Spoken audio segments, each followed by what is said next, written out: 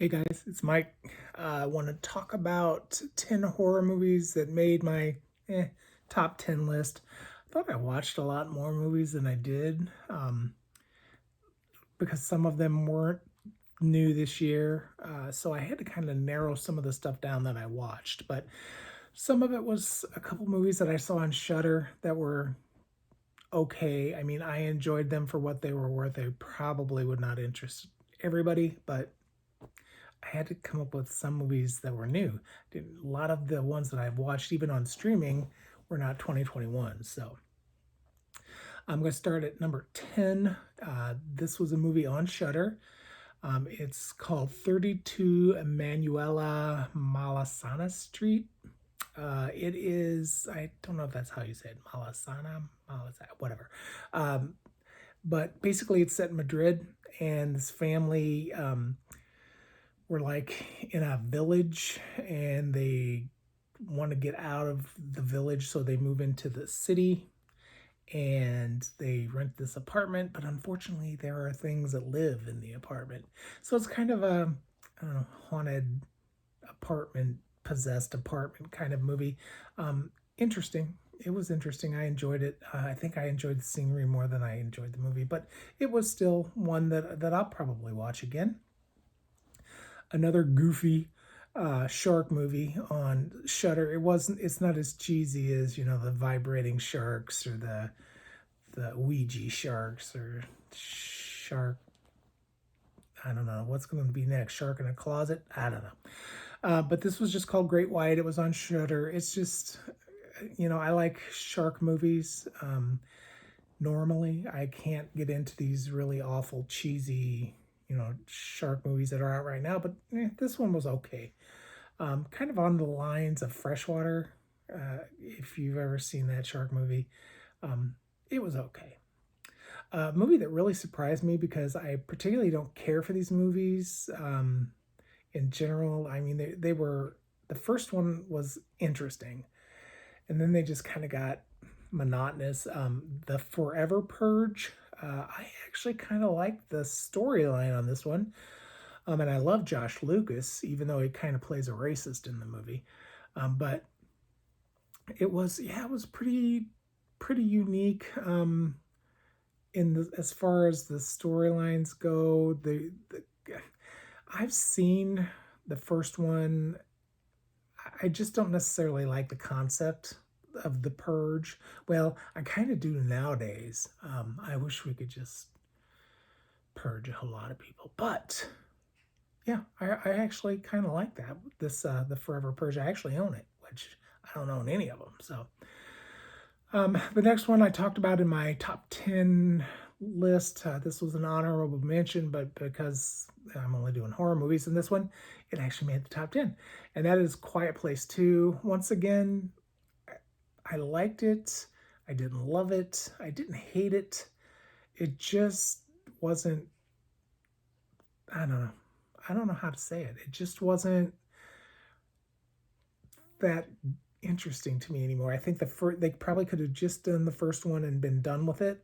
Um, it just, I don't know, the creatures didn't really kind of creep me out like they did in the first one, and the no talking thing became an issue. And then, I mean, I like the little island part that was like there were no monsters on it to start with. So, but another sequel that I actually kind of liked was Don't Breathe 2. I loved the first one. I thought it was very intense. And the guy was kind of a victim in a way, although he killed people. But in this one, he was kind of just straight up badass. It was good. I enjoyed it. I thought the lead guy was good, interesting. I hope they don't continue to make them because I think after the second one, it's just gonna drop off. That's the same with Quiet Place. I hope they don't make any more. Another little movie that came out with absolutely no fanfare at all. And I picked up the Blu-ray just because it looked interesting and I thought it might be something I like. And it's not an R-rated movie; it's PG. And that's Come Play. A fun little monster movie, more or less. The this little autistic boy. The only way he is comfortable communicating is through a screen, whether that's an iPad or a tablet or a whatever, phone, computer. Um, and he gets this message to read this little book online. It's the monster needs a friend or something like that. I can't remember the exact name. But unfortunately, that monster comes out of them tablets and wreaks havoc for him and his family and his friends. So it's it is at times pretty dang scary. I was kind of impressed with everybody, even though there are no big names in this. I thought everybody did a great job. So that is my number 5. Number 4 is Malignant. Once again, I need to watch it again.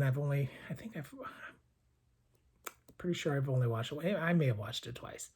Um, Normally what happens is I'll put a movie in and I'll watch it, and then I'm too lazy to change movies. So I'll just watch the same movie again. And I think that's what I did with Malignant. It's a good movie. It's well made. I enjoyed Malignant quite a bit. At number 3 is King Kong versus Godzilla. I was torn between putting this second or third, so these next 3 could all interchange. It just depends. Loved Godzilla in this movie. I thought it was a lot of fun. I loved the battle scene at the end with Mecha Godzilla and Kong and Godzilla. Very good, interesting movie. And then, like I said, the next one could be third, could be first. It just depends on my mood. And that was Wrong Turn. I thought that this version of Wrong Turn got us away from 3 teeth or 3 thumbs or 2 no finger, whatever the hell their names were, away from that whole inbred thing. Because to be quite honest with you, Cannibal, it just got gross and ridiculous towards the end. It wasn't about being a cannibal. It was about the grossest way they could figure out to blow up a bloody balloon that looked like a head or whatever. So yeah, I really did appreciate the effort that the filmmakers went through to make this a different Wrong Turn. And maybe if you think about this as not a Wrong Turn movie, because I really don't consider this a Wrong Turn movie, because the Wrong Turn movies pretty much became trash after a while, and just I lost all interest after the third one. So yeah, this could be a standalone movie. I don't even really consider this a part of the Wrong Turn family. It was just a good movie all on its own. At least I enjoyed it. And like I said, I didn't get to see a lot of movies this year. So, and then I did see Candyman, and truthfully, I probably should have put that on the list because I actually kind of like that version of Candyman. It just dawned on me that I actually saw that one.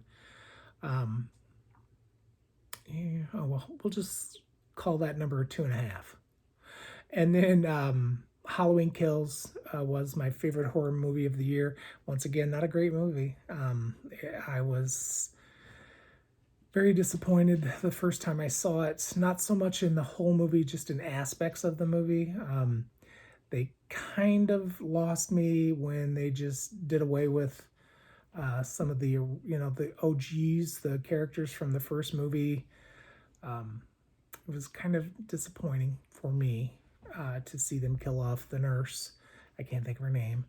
But, she was Dr. Loomis's nurse. And then, of course, they killed off Tommy.